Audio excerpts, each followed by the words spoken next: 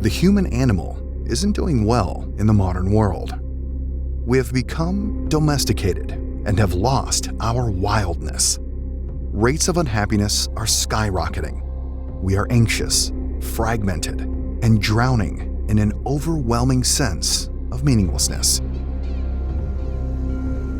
It should be clear to all of us that for all the promises of modernity, we don't seem to be better off when it comes to our overall health. The Human Animal Show explores a return to a state of wild health, our original, authentic human animal. And now for your hosts, Frank Forensich and Dr. Rodney King.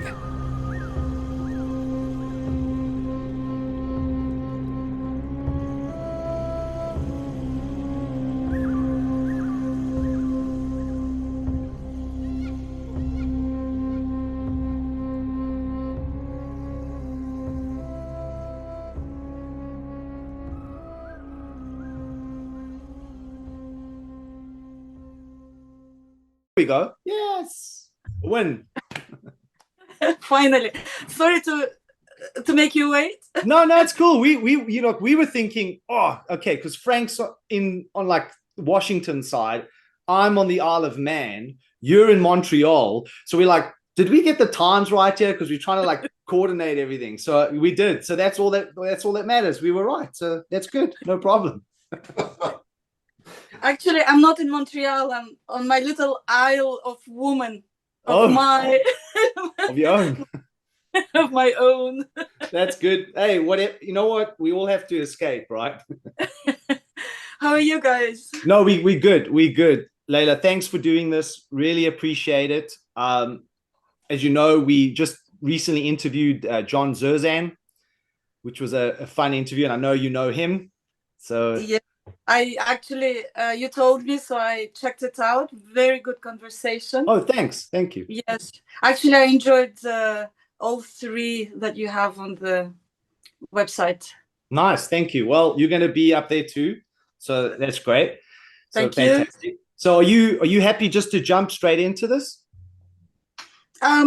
Yes, I guess. Well, well, wanted to say thank you, Frank, for losing your beauty sleep, because in Washington State it's like 7 a.m. So that's. I'm ready. I'm good to go. So okay. Yeah, fantastic. Well, Layla, here's my question for you. My first question. I know it's a huge question, and of course we can unpack it. But I want to hear from you. What do you think is the current problem that we are facing in the modern world? Now, I know there's tons of problems, but if you had to be succinct, kind of just give us, like a Cliff Notes version of what you think is the problem. Well, it's actually the most important question, framing of the question. Because that's exactly the problem, is that every time there will be a problem and people will focus on that problem. So my work is with what causes all these problems that proliferate. It's always the same problem at the foundation, at the root, but it will always take different shapes, different accents, manifestations, and obviously that's part of the reason why all solutions ultimately fail, is because people just jump on that problem and try to fix that problem. In the meantime, it generates more problems because the root cause is only one problem. And it's the easiest for me to identify. And obviously, Occam's razor, the simplest solution works. But in this case, it is the most difficult. And that problem is the predatory paradigm that humans have invented for themselves. Basically, it's our anthropology, like how the human knows the human as a predator, is at the root of it all, because whatever we fix, there will always be groups that will be designated as food for that predator. And food, I mean, not only like literally, but obviously in all sorts of ways. Exploitation as labor, as even pets and humans as exploited for pleasure or health, or now there's like this whole thing of mental wellness. We're going to go to a petting cafe, or talk to a psychologist. The underlying problem is the same, that the solution will always reproduce the problem. This is the problem. Okay, so I'm in agreement. I'm sure Frank's got something to say about this. So two things pop in my mind just while I still have them before I lose track. I guess the first thing something I've noticed and something I've written about myself and have said that doesn't make me very popular. One of the things that I see all the time, because you just mentioned mental health, right? And that is something that is widely reported as a serious problem globally, especially in the modern world. If you look at most models or processes or psychological applications, right, that are meant to help these particular problems, these mental health problems, if you look closely at them, they are all designed and situated within the problem themselves. And what I mean by that is, yes, we want you to succeed. Yes, we want you to flourish, but it's within the very problem itself. So it's designed for the problem. So in a way, they become the problem themselves. So you can follow the self-help genre, but you're never, ever going to see any real positive change, at least not lasting. And that's one of the reasons why so many people consume self-help products, consume dozens, right? It doesn't just stop with the first one, because the first one doesn't answer it. So then you go to the second one and the third one. And I think in some way we've probably all done that in our past, especially when I was younger and I was looking for answers. You go look at what other people are saying. But it took a long time for me to realize that actually, hold on a second. Yes, they're saying do this, but that's doing the thing within the machine, so to speak. So then at the end of the day, it's never going to work. So that's my first observation. I guess my second observation is, were we always like this? Were we always predators? Or was there a time that we could say that that wasn't the case? Because I think that's a good thing to know. I know it's hard to tell sometimes, because how far back can you genuinely go and know? But if that is the case, then there's hope. Right? Again, I knew it was going to be an interesting conversation for us, perhaps, because, well, maybe we'll disagree with Frank and it will get interesting. But, so far it's might not be interesting for the public, because, they like in French, they say la chicane, like, okay. No, I totally agree. And I totally agree also with the framing, which is precisely part of also how I identify the problem. Because when I was doing my research, my research is in both anthropology. Well, I started off with actually medical anthropology. My first job was in medical anthropology, intersections with law, and what is normal, what is health, what is illness, what is criminal, how those intersect. And then going on, I always was interested in the narratives. And so precisely, the narratives stem from a certain, underlying premise. And if the underlying premise is to save the system, this paradigm, the predator system, no matter how you spin it, if that remains the same, it might look like, it's offering something new. Let's start looking like, okay, Russian Revolution failed, blah, blah, blah, because, humans are not equal. So everyone focuses and jumps on that narrative, and somebody else comes and, oh, no, it's the French Revolution. Like, let's go back. Oh, no, it's It's the agricultural revolution. Let's go back. And it's like, at what point do we stop reproducing that narrative of ourselves? But not only narratives, because people think, oh, it's just a matter of narrative. I tell a different story that I make up, then voila, that's the solution. No, the narratives are linked to the choices we make, to the actions, to where we, how we give back to the world, what we take from the world, to each other as humans. Who do we consider each other? Who do we consider in a community of consideration and care? And in that respect, then, okay, yeah, what's the starting point? Well, of course, the starting point could be like, life itself. And that's what in my work, I actually, my dissertation, I started like, how do we understand what life is? And what are the stories, fictional and scientific, that give us an idea, and how we identify with that idea also, it's what our interests are. And so the story of life itself, and then at a certain point, obviously, there came the primates. And so for me, perhaps for the current civilizational problems, I would start with the primates, and not differentiating at what, it's interesting to see at what point did Homo sapiens go its separate way, but obviously it's very convoluted, because Homo sapiens came, before Homo sapiens, there were other Homo branches, and before that, there, like, at what point did we separate from the primates?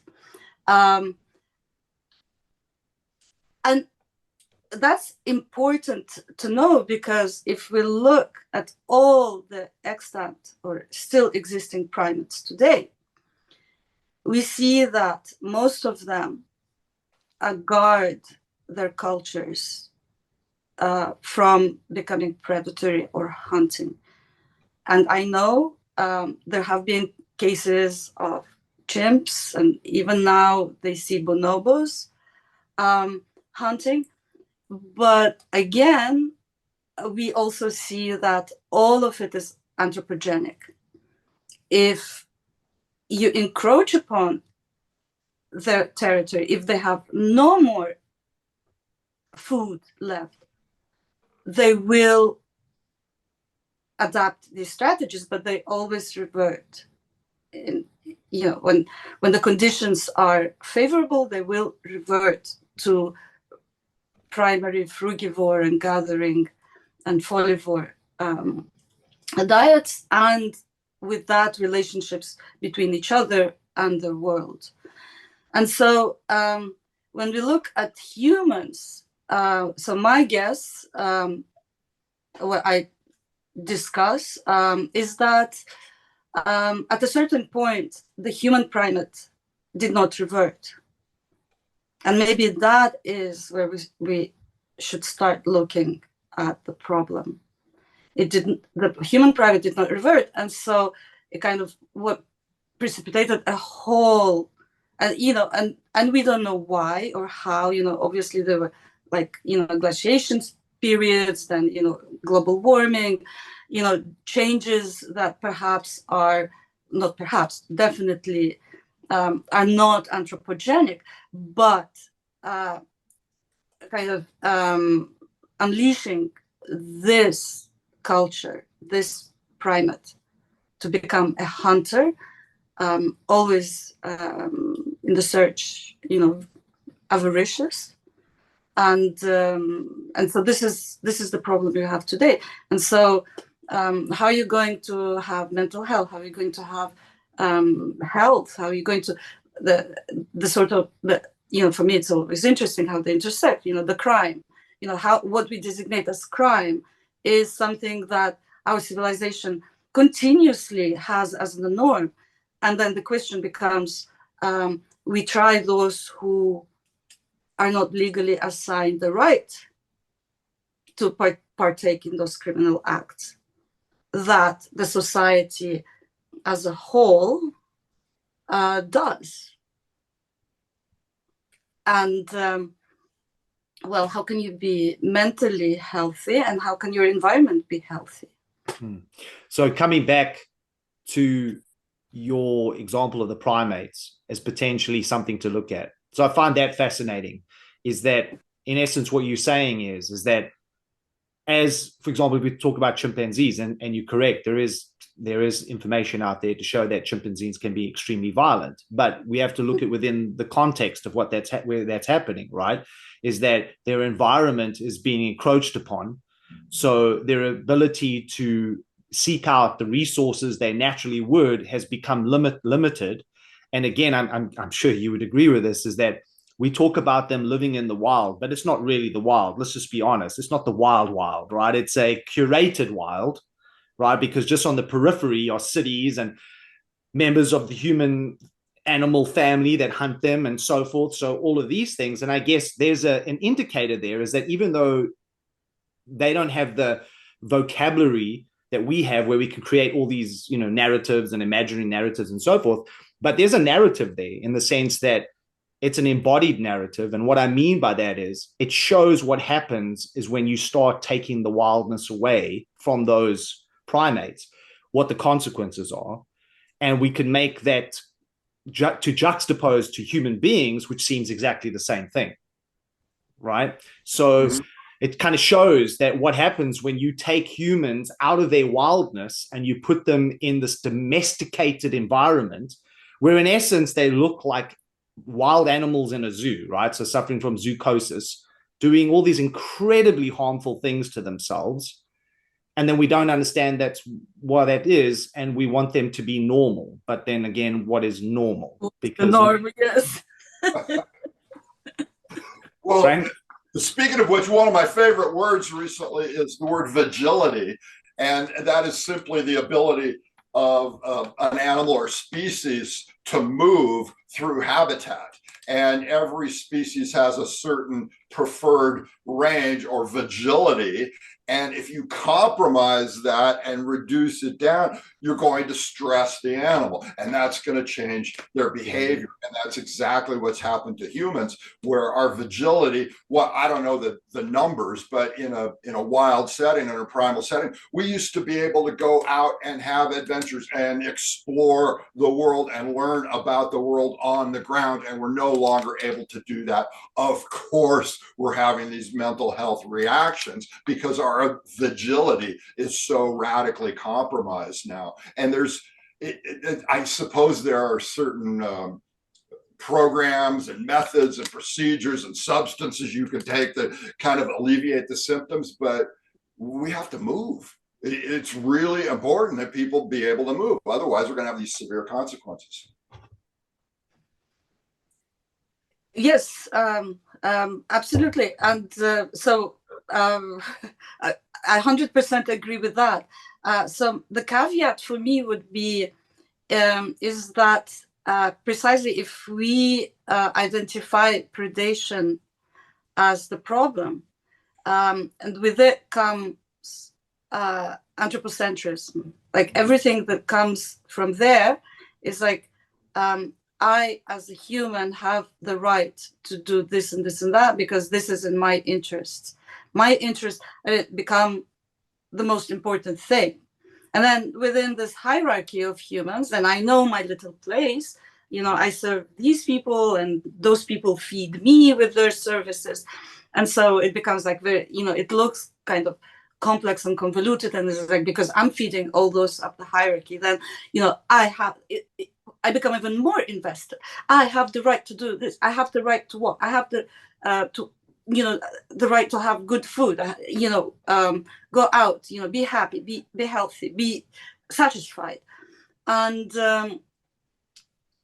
then we forget that precisely because the wilderness, or the wilderness as a space, and wildness as the relationships within that space, are based on that your happiness is not, and your health is not only about you being able to do healthy things.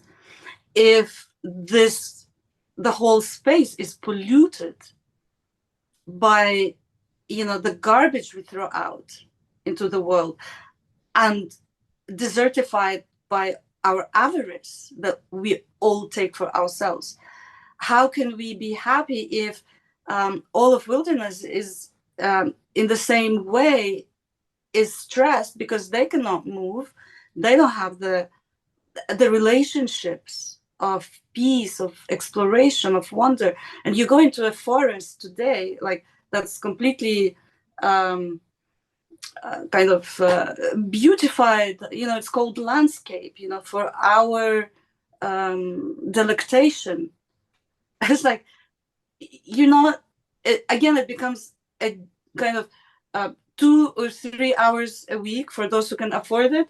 I have a job to keep myself healthy. I'm going to take a walk or a hike in the woods. And then we are surprised that still we are not healthy. Still we're entrenched in this. Still somehow we reproduce this predatory paradigm. And so basically, to go back to everything then would come back to the first question, because that's the most important question, like, what is the problem? And it goes back to that.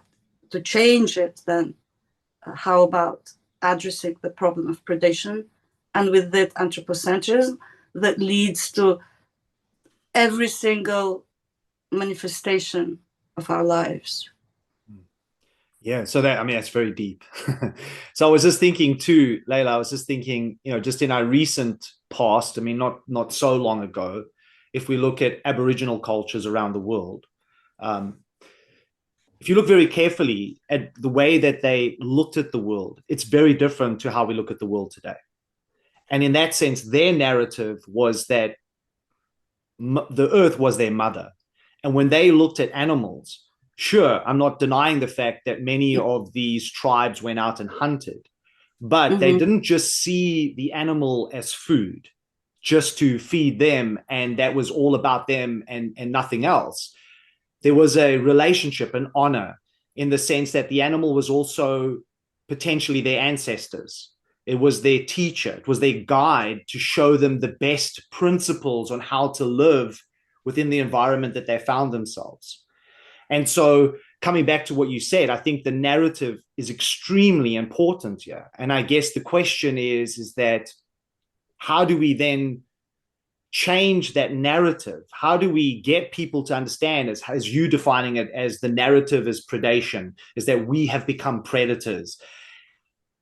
It's going to be so difficult to get people to change their minds. I'm not sure if you faced the struggle. I have, just in a very short time when I've really been talking about this. I see a reluctance, there's a fear, really, is that people don't want to accept that potentially what they're in right now, this very system, is the problem itself. And I guess for them, they have no idea, where do we start? Like, what do I do? And maybe the way to go about this, and I might be totally wrong, is that we each going to have to change the narrative individually for ourselves. And if enough people change the narrative, maybe then there will be enough of a wave of people to start shifting the global narrative. So, yes, again, I agree. It's very difficult. Because we are all invested in the system, and actually, the more marginalized and the poorer a person is, the more invested and dependent on charity. Charity is the remains of what those who have taken up, the best, give out. So you're quiet. All the spaces, you cannot go of wilderness, are precisely, part of civilization and some ownership. If it's a game park, then it's just for the animals, and there's like a little spot, and you go again, to enjoy it. Again, it's anthropocentric space. you cannot go and live there as a human, then it's, all regimented and demarcated.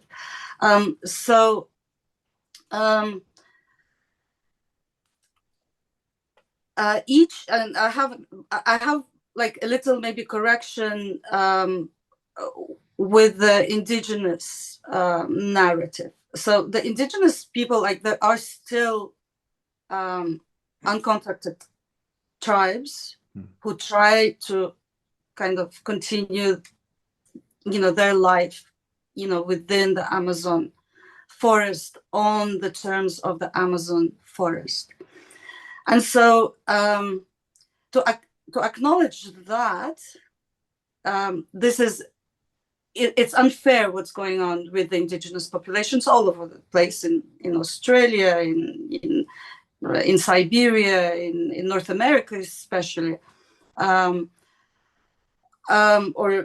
South America as well. Okay, to acknowledge that in a way that does not idealize, because again, there's a narrative of the victimhood, and the victim for a predator is something, you still exercise your predatory will upon the victim.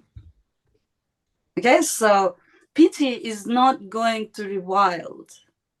That's number one.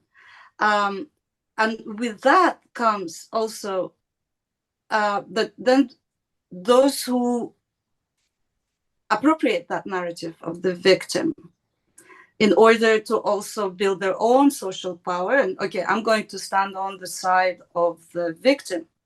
You become, it's a predatory position because the power is disbalanced. And the worst thing is that then those people are kept within that narrative in a very fixed role and image. They're a dynamic people, and if we and they change, and their desires change, and they adapt to what's going on in the world, and some of them want to go and embrace civilization. In indigenous populations in Canada, there's a big rift between the camps that want to go and embrace the old ways, and those is like, no, we want to go to university, we want to get, and you cannot say, no, you're indigenous, you stay on the reservation, because if I don't stay in whatever reservation I'm supposed to be in, then I don't have the right to say that. So that's one aspect of the problem. But with that comes the most important, perhaps, aspect, is idealizing that because they're victims, we cannot critique their participation in the predatory narrative. They're hunters. And if we identify hunting and predation as what has driven us to this current, then we shouldn't accept them in that rigid depiction of what anthropologists and the text. I mean, there are now contemporary indigenous anthropologists who actually, very interestingly, identify these problems and these, in French, décalage, gaps within the indigenous populations themselves. But then how do we accept everyone on equal terms, that if we are all as humanity responsible for what is going on, obviously we're not going to put the burden of fixing the problem on indigenous people, but invite everyone to participate with equal responsibility. How are we going to move forward? Because those narratives will constantly be reappropriated for the top predator, the apex predator. That's some salient points there, Layla. I was just thinking as you were saying that, it's interesting because, from my perspective, I don't see myself. I see myself as a victim, to be honest. I see myself as the victim. So much so that I remember, I tell this story. So I remember this when I was a kid. I must have been like, I want to say 4 years old. I was in kindergarten. And what I used to do during the recess time is I knew that as soon as the bell would go, that you had to go back to class, everybody would clear off the playground, the teachers included, right? So what I would do is I would hide out somewhere around the play, like the playground area where they couldn't see me. And I'd wait till everybody went. And then I would climb the wall and I would walk the 5 miles home and knock on the door. And my grandmother used to like open the door and like, what are you doing here? And it happened so many times that eventually they literally put barbed wire on the top of the wall because I kept escaping all the time. So it's like, in a way, one person could change the system. I changed the system. Absolutely. So it's what's interesting about that story is that I was saying this to John Zerzan. I was like, I feel like I've come to this too late, right? Like I'm trying to catch up. But if I'm really honest with myself, I never felt that I belonged in the system, even at 4 years old. And as I grew up and, you get indoctrinated in the system, as you said, right? We all embedded in the system. I started, unfortunately, trying to play by the rules, and I met all the criteria, right? I mean, I created a successful business. My kids went to private schools. I had the house in the right neighborhood. I had the right car and all that kinds of stuff. But I woke up one morning in an existential crisis, and I was like, I am so unhappy. And so it's one of the reasons for this whole kind of impetus of the Human Animal Project that I'm also collabing with Frank on, and why we're doing this podcast and talking to people like you, because I think we need to be talking about this. I think we need to get this out, and we need to change the narrative, even if it's just for some people. But we need to help those that want to show up in the world in a different way. We need to give them some courage to do so, because I really think you have to be courageous to do it, because we're so embedded in it that we're swimming. It's like, does a fish in the ocean know that it's in water, right? I think that's kind of what's happened to us, is that we don't realize that actually this thing is the problem, this machine. Yeah, well, speaking of education and domestication and civilizing effects, one of my favorite guys is named Alfie Kohn, and he's written a book called Punished by Rewards. And for me, that is pivotal, because what is happening in modern education is that we have been trained not to seek knowledge for its own sake, but to achieve a certain reward. And that has this profoundly domesticating effect on the human animal. And it takes away our freedom. It takes away our vigility. It takes away our sense of adventure. And the way he puts it is that we are trained now that if you do this, you will get that. And that is how we teach young children, and then the entire curriculum all the way through to your PhD. If you do this, you'll get that. And the whole thing becomes this stimulus response system, and that people essentially go unconscious because they're playing the game of getting that reward. And people become kind of locked into that modality. So that's a book that was really influential for me. Yes, absolutely. I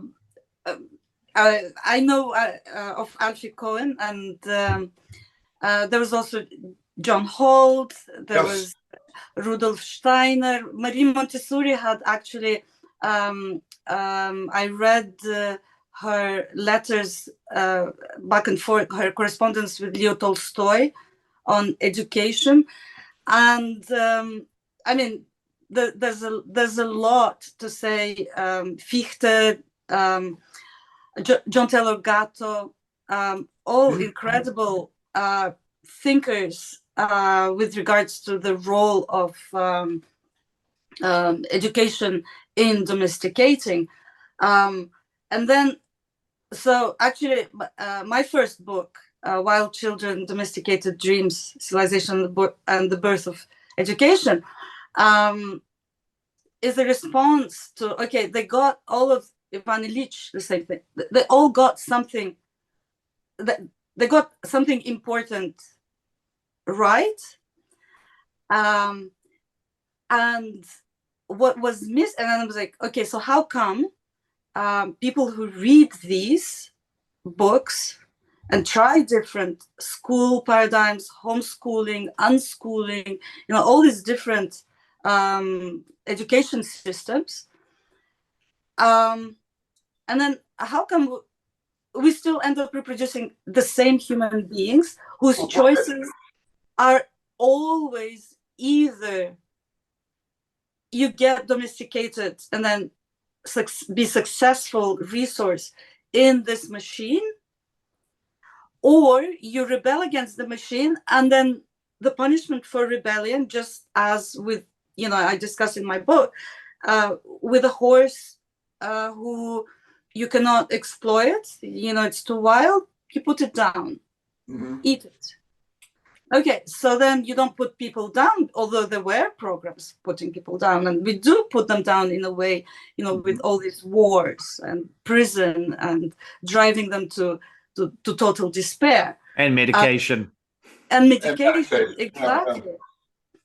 So in a way, but it's more subtle, of course, because we still have this humanist narrative that everything is there for the human being, and then we realize the predatory paradigm has us like all lined up in different boxes. Okay, so I come back to that point, like, so how come, like, if they got it so right, and it's precisely what's missing is the underlying premise of any institution, and even unschooling is an institution because we exist within civilization, we raise children in the civilization, and their choices are then determined by what civilization offers. Carrot and stick. And so what's missing is addressing this underlying premise. Constantly, I go back to that.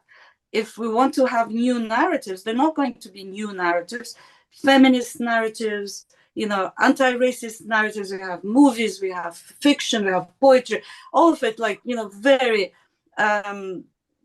pertinent and, and moving and argumentatively, and then boom, it misses the point. Because in the end, it still stands on that premise. It doesn't question the premise of predation. And so, we all go through, we can, my story, for example, with school, I went, to different schools in different continents, and partly was also homeschooled and even unschooled. But then in Sudan, in the Catholic school, I didn't run away over the fence, but I just did things the way I did, and I would be punished and sent out of the class, which was the best time for me because I would play with the monkeys. We still had monkeys. The school was part of a convent on the Nile. And I would run on the Nile. There were still crocodiles and there were monkeys. And I would, climb the lianas, check, play with the monkeys, see if the crocodile would jump out. And so, but then, you still get out. And I didn't finish high school, actually. And still, went to university, did this, did that. And I still also struggle with how to really impact this world that is so invested in that underlying premise. The narrative can change, but the premise remains. That's a good point, Layla. So I had this question actually last week. I had a personal conversation with John Zerzan, trying to like pick his brain on some stuff because I have an idea for a book. And I was like, what do you think about these ideas? And my final question for him was this. I said, what I'm struggling with? As I'm struggling with the contradiction in myself, like, having to play in the machine because I don't feel there's any other way that I can do it right now. I have to pay the bills, right? Otherwise I'm out on the street and I'm homeless and I've got to look after my kids and all the things I guess everybody in the machine has to do. Mm-hmm. So there's that side. And then there's all this other side that we've been talking about today. And I was like, how do I don't know how to marry these two opposing aspects within myself.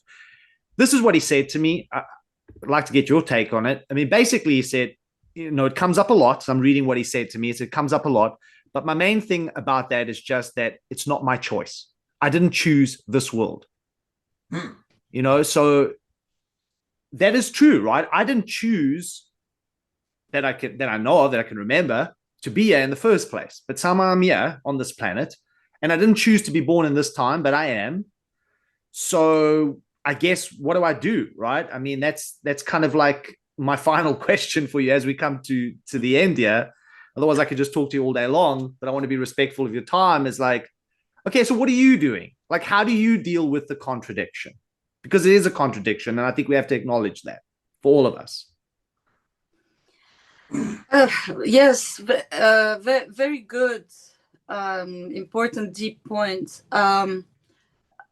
So I never thought of it in terms of choice.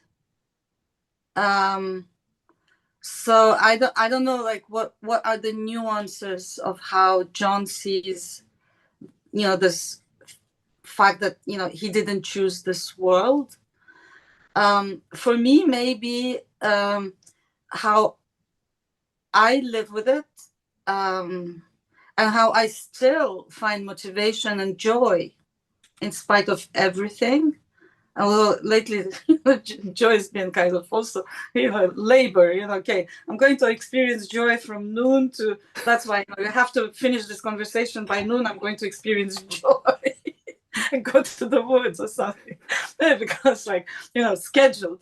But still, it's really important, because I feel I never thought of it in terms of choice, but I am in this world and I love this life.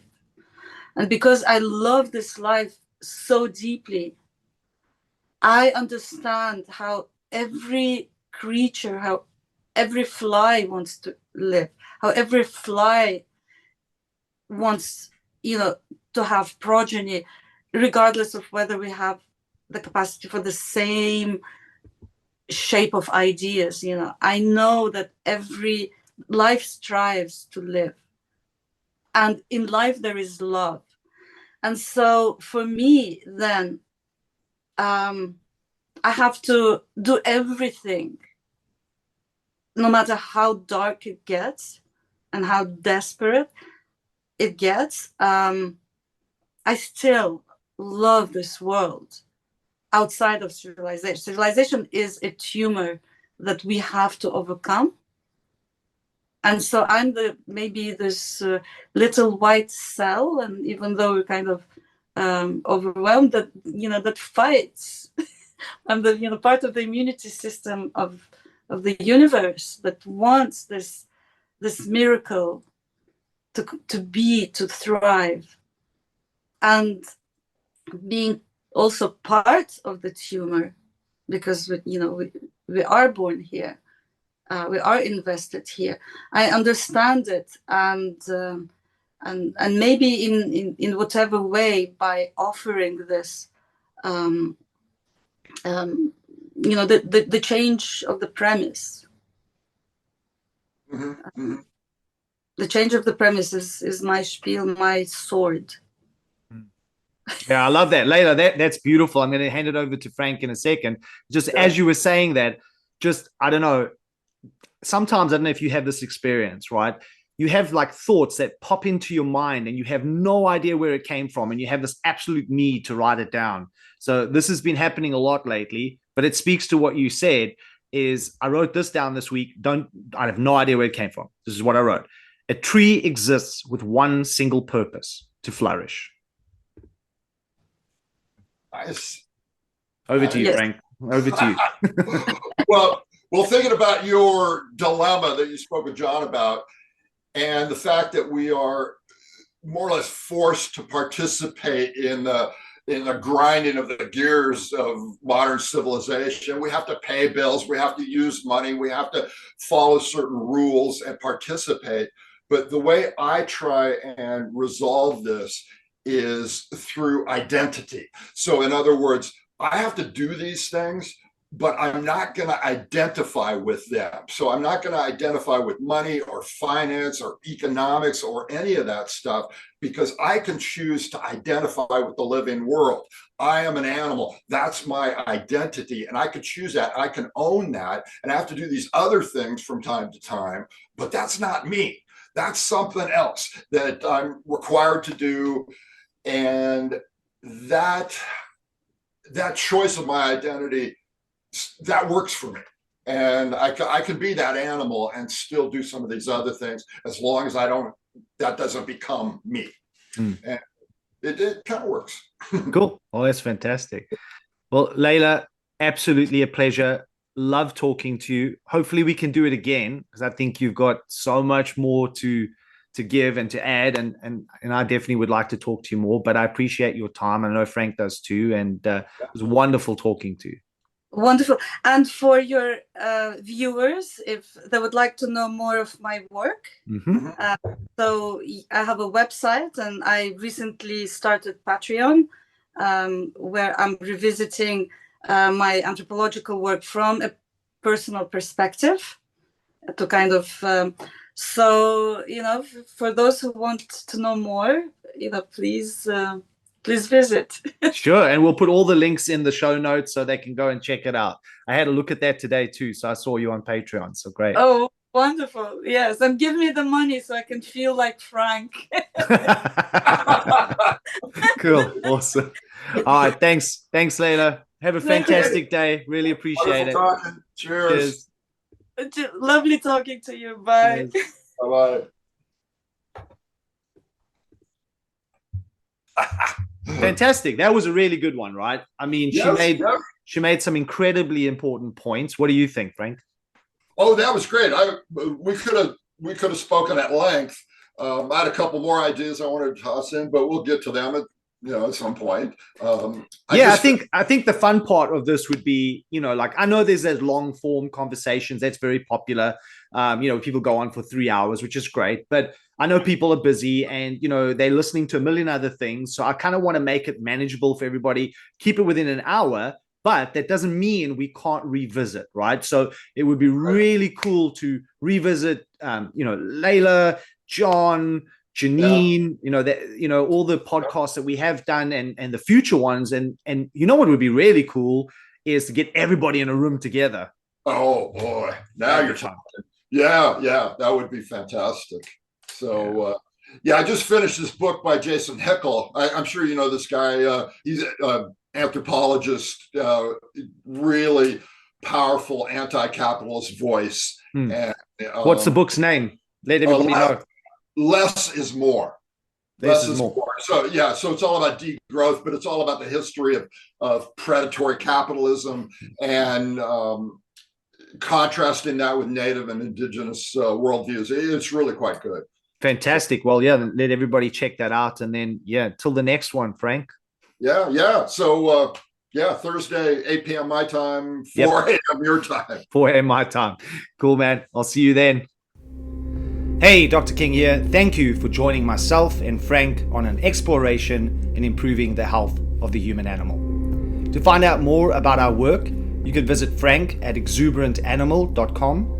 For coaching with me and to find out more about the Human Animal Project, as well as our retreats, go to humananimal.info. Until the next time, be wild, be free.